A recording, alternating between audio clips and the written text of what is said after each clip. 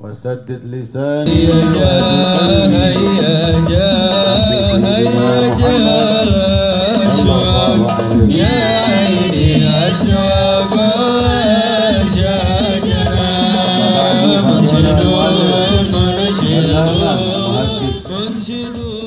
الداعي إلى الله الحبيب زين بن إبراهيم بن سميد حفظه الله تعالى ونفعنا به وبعلومه في الدارين آمين.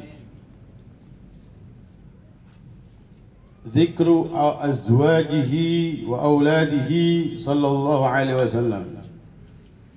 المشهورات من أزواجه عليه الصلاة والسلام 11 امرأة. الأولى خديجة بنت خويلد الأسدية، وهي سيدة نسائه وأسبقهن إسلاما ونكاحا، ولم يتزوج في حياته غيرها. وباقي نسائه الثانية عائشة بنت أبي بكر الصديق، وسودة بنت زمعة، وحفصة بنت عمر بن الخطاب، وزينب بنت خزيمة، وزينب بنت جحش، وأم سلمة بنت أبي أمية، وأم حبيبة بنت أبي سفيان، وجويرية بنت الحارث الخزاعية، وميمونة بنت الحارث الهلالية، وصفية بنت حيي النظيرية. هؤلاء المتفق عليهن من أزواجه عليه الصلاة والسلام. ماتت منهن في حياته 2، خديجة وزينب بنت خزيمة، وتوفي عن 9 البواقي رضي الله تعالى عنهن.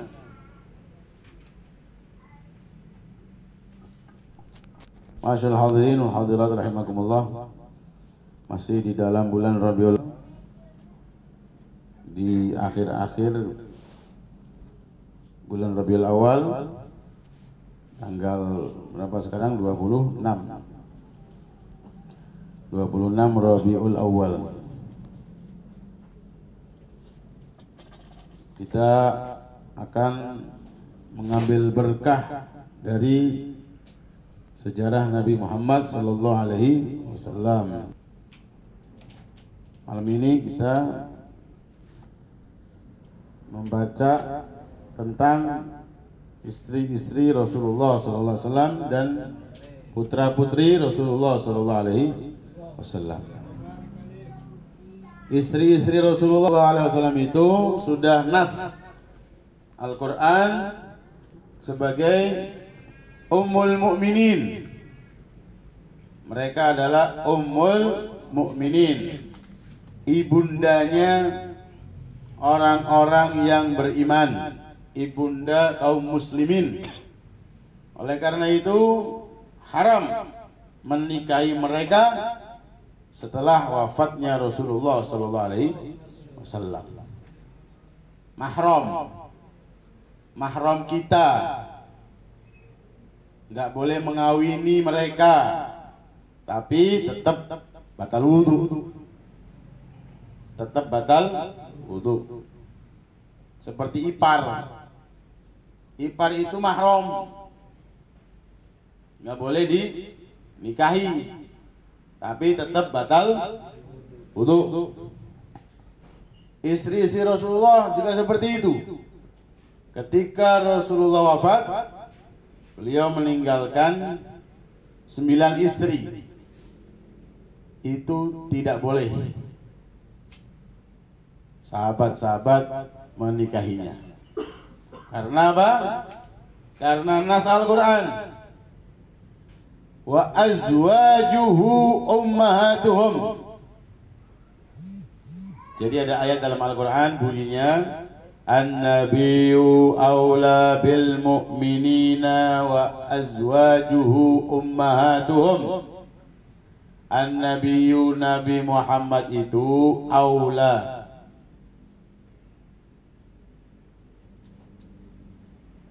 lebih utama, artinya harus dikedepankan, bil mu'minina, untuk orang-orang yang beriman, min anfusihim, dari diri mereka sendiri. Urusan kita pribadi kesampingkan untuk mengurusi urusan Rasulullah SAW. Apa saja yang berkaitan dengan Nabi Muhammad kita kedepankan. Makanya seorang mahasiswa di Perancis, asal CES-nya, tidak memperdulikan nyawanya, tidak memperdulikan keselamatan nyawanya. Nabi dihina, yang menghina langsung dipotong lehernya, ditebas lehernya, nggak ngurus. Setelah itu dia bakal dihukum mati. Itulah orang yang beriman, lebih mengedepankan Nabi Muhammad SAW daripada urusannya dia sendiri, daripada nyawanya. Ini ditambah lagi dalam Al-Quran. Qul in kana aba'ukum wa abna'ukum wa ikhwanukum wa azwajukum wa ashiratukum wa amwalun iktaraftumuha wa tijaratun takhshawna kasadaha wa masakinu tardanaha ahabba ilaikum minallahi wa rasulihi wa jihadin fi sabilihi fatarabbasu hatta ya'ti Allahu bi amrih wallahu la yahdil qaumal fasiqin. Yang artinya, katakan wahai Nabi Muhammad kepada umatmu, jika bapak-bapak kalian, jika anak-anak kalian, jika saudara-saudari kalian, jika istri-istri kalian, jika keluarga kalian, jika harta kalian, jika kerjaan kalian, jika rumah kalian lebih kalian cintai daripada Allah, Nabi Muhammad, dan berjuang di jalan Allah, maka tunggulah sampai datangnya kehancuran pada mereka semua. Ini ayat sekali lagi menjelaskan tentang kita harus mendahulukan Allah, Nabi Muhammad, dan berjuang di jalan Allah Subhanahu wa ta'ala daripada 8 tadi disebutkan dalam Al-Quran.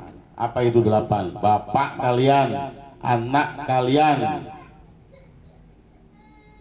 saudari-saudara kalian, istri kalian, keluarga kalian, harta kalian, kerjaan kalian, dan rumah kalian.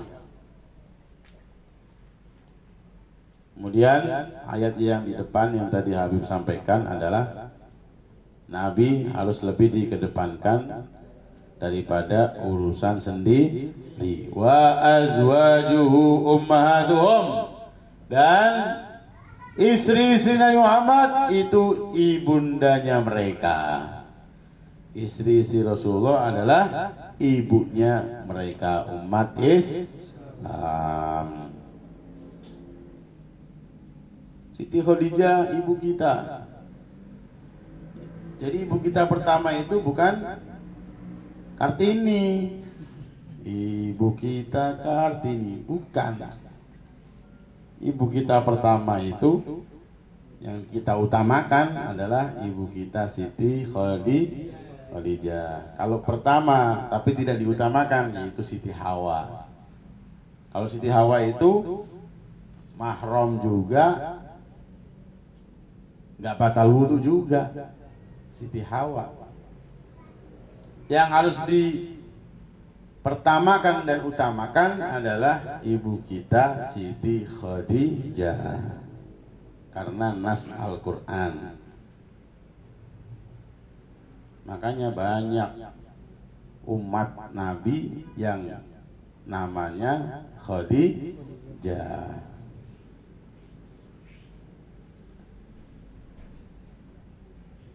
Walaupun umat Nabi sudah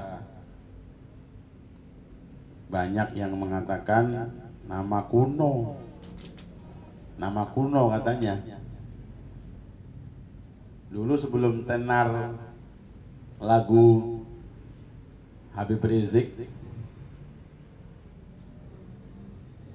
tentang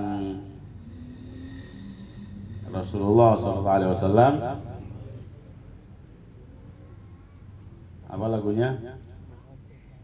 Khadijah istri setia, Fatimah putri tercinta. Sebelum ada lagu itu, anak Habib kan yang pertama namanya Khadijah, yang kedua namanya Fatimah, yang ketiga namanya Aminah. Ada ibu-ibu yang bilang kuno namanya kuno. Nggak lama muncul lagu terkenal.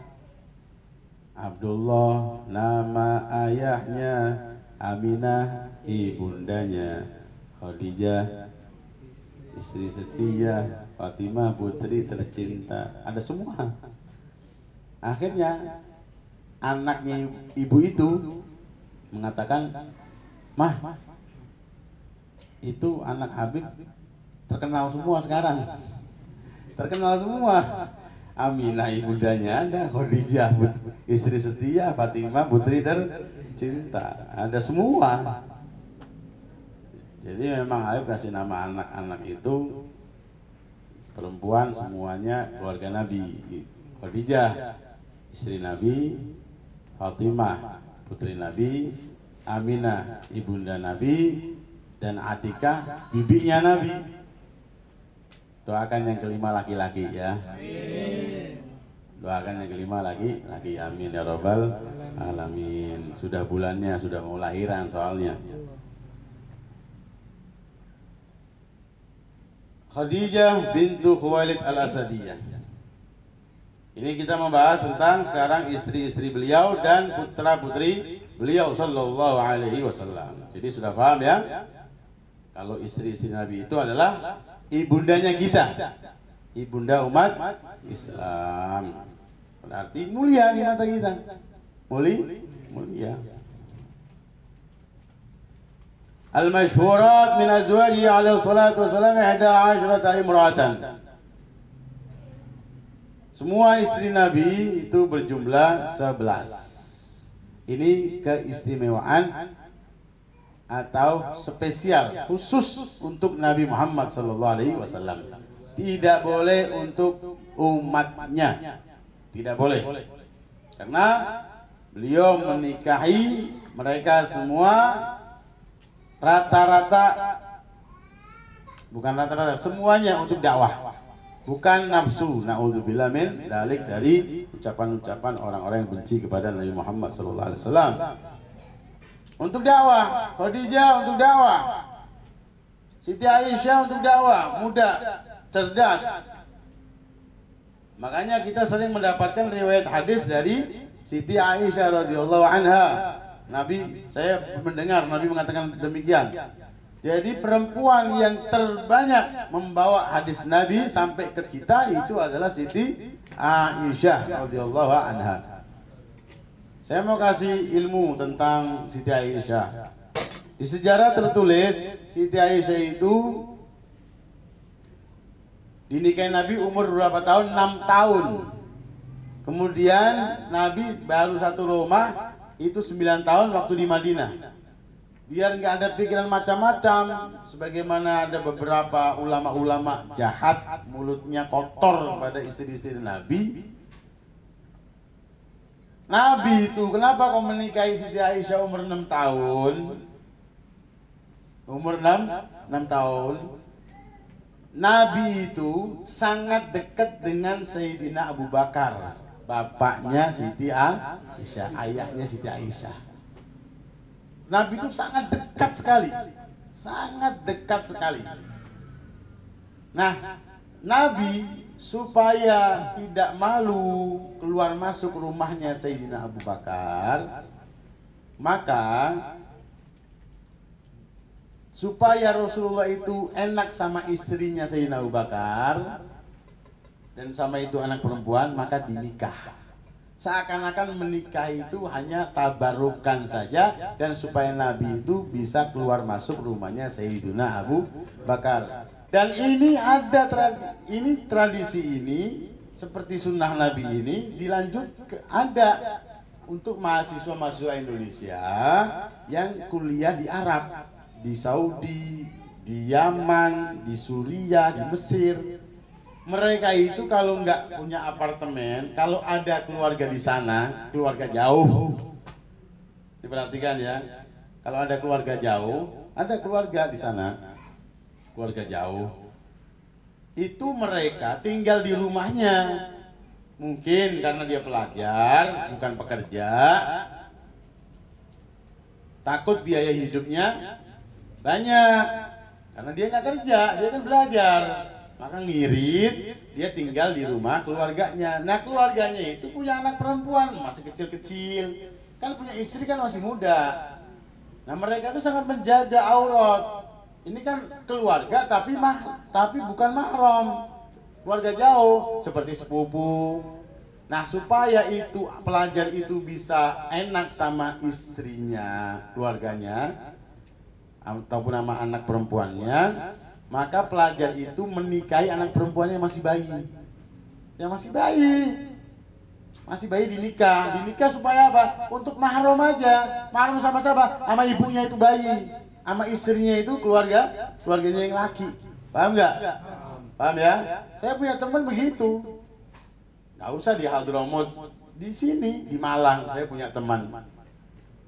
Itu teman saya itu nikah sama. Saya punya teman lagi, jadi saya punya teman namanya Muhammad Asegaf, punya teman Salim. Muhammad ini sering main ke tempatnya Salim. Salim ini kan masih punya ibu, masih muda, adiknya juga ada yang perempuan, ada juga adiknya yang bayi. Maka Muhammad itu biar enak main di tempatnya Salim, maka Muhammad itu dikawinkan dengan anak perempuannya masih kecil, masih bayi, masih orok. Dinikah supaya apa? Muhammad ini kalau main ke tempatnya Salim enak sama ibunya, sudah jadi mertua, nggak batal wudu, buka kerudung juga nggak apa-apa. Begitu, jadi menikah cuman untuk supaya mahram saja. Nah, begitu juga yang berlaku pada Rasulullah SAW supaya Nabi itu enak sama istrinya Sayyidina Abu Bakar dan juga bisa keluar masuk. Paham sudah? Baru paham? Baru ngerti? Kemudian kenapa kok 9 tahun sekarang? 9 tahun satu rumah. Karena apa? Karena Nabi sudah di Madinah, baru aja di Madinah. Baru nyampe di Madinah. Sayyidina Abu Bakar kan berangkat sama Rasulullah, ya kan? Hijrahnya Nabi Muhammad sama siapa? Sama Sayyidina Abu Bakar. Dan Sayyidina Abu Bakar itu kemudian nyusul keluarganya. Di antaranya Siti Asma, kakaknya Siti Aisyah. Siti Aisyah sudah jadi istri Nabi, tapi nggak satu rumah. Begitu pindah ke Madinah, umur beliau udah 9 tahun. 3 tahun setelahnya hijrah Madinah. Kan Nabi Muhammad punya rumah apa enggak? Nggak punya rumah. Di Madinah nggak punya rumah. Akhirnya beliau bangun rumah sendiri kecil seperti ini nih, ruangan ini doang. Ruangan ini nih yang dalam tamu ya. Segitu kamarnya Nabi. Waktu itu istri Nabi 2, Siti Aisyah sama Siti Saudah. Siti Saudah udah tua, udah 60 tahun lebih. Kenapa Nabi menikahi Siti Saudah setelah menikah dengan Siti Aisyah? Karena suaminya Siti Saudah itu meninggal meninggal syahid waktu ada di negeri Habasyah. Dan tidak ada laki yang sederajat kecuali Nabi Muhammad SAW. Maka dinikah sama Nabi karena kasihan dan membantu, dan juga nggak ada yang sederajat kecuali Rasulullah SAW. Maka Nabi nikahin Siti Saudah, istrinya 2. Ini sudah meninggalnya Siti Khadijah ya. Ayo lagi bahas Siti Aisyah aja. Nah, setelah di Madinah kan nggak punya rumah. Sayyidina Abu Bakar punya rumah apa enggak? Tambah nggak punya rumah. Sayyidina Abu Bakar numpang. Sayyidina Abu Bakar numpang. Nama rumahnya Al Ansor. Nah sekarang ini gimana nasibnya Siti Aisyah? Nasibnya Siti Aisyah ini bagaimana? Nggak enak dong kalau numpang juga, kan sudah punya suami yaitu Rasulullah, akhirnya satu rumah dengan Nabi. Nah sudah, kalau sudah satu rumah sama Nabi jangan dibayangin macam-macam sudah. Kadang ulama yang jahat itu masa istrinya masih 9 tahun dikumpulin. Ini kan mulutnya yang kotor, yang hatinya kotor, nggak tahu kemuliaan Nabi Muhammad SAW. Yang penting Nabi itu satu rumah dengan Siti Aisyah ketika beliau 9 tahun di Madinah karena nggak ada rumah. Ya setelah itu untuk masalah berkumpulnya, yaitu bukan urusan kita. Aib kita kalau ngurusin begituan. Kadang ulama itu begitu. Si gondrong itu yang kayak gondorwo itu ngomongnya waktu di Kerawang begitu. Pakai bahasa Jawa ngomongnya, masa umur 53 tahun sudah menggauli umur 9 tahun. Itu yang ceramah itu umat Nabi itu. Ceramahnya dalam rangka maulid Nabi, tapi mengotori Rasulullah SAW, mengotori majelisnya. Sekarang Abi mau tanya, kalau ente jadi pengantin baru, temen ente nanya, sudah ente kumpulin belum? Aib apa enggak? Marah nggak ente? Apa urusannya? Apa urusannya dengan ente? Yang penting saya sudah nikah, satu rumah, satu kamar. Urusan saya bersetubuh, bergaul, itu bukan urusan kamu, kurang ajar. Begitu, bukan urusan kamu. Ngapain kamu ngurusin begituan? Kita aja, yang pengantin baru aja, ditanya sudah disetubui belum? Malu kita. Apalagi urusan Rasulullah SAW. Paham sudah? Paham ya? Itu kalau ada teman-teman ente yang nggak ngaji nanya seperti itu jawabannya. Ya, yang mana sudah paham? Yang mana? Sudah paham ya?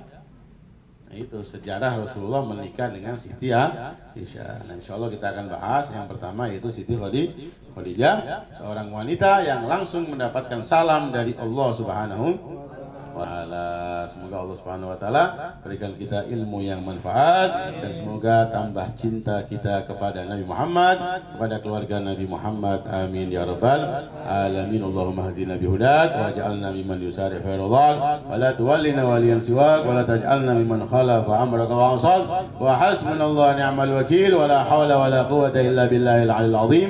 Sallallahu alaihi wasallam Muhammadin wa ala alihi wa sahbihi wasallam walhamdulillahi rabbil alamin. Ya Rabbana tarabna bi annana tarabna wa annana ashrafna ala la ashrafna fatu alaina tawban takshir bi kulli hawba wastur lana awrati wa amin rawati wa ghfir li walidina rabbi wa maulidina wa ali wal ikhwani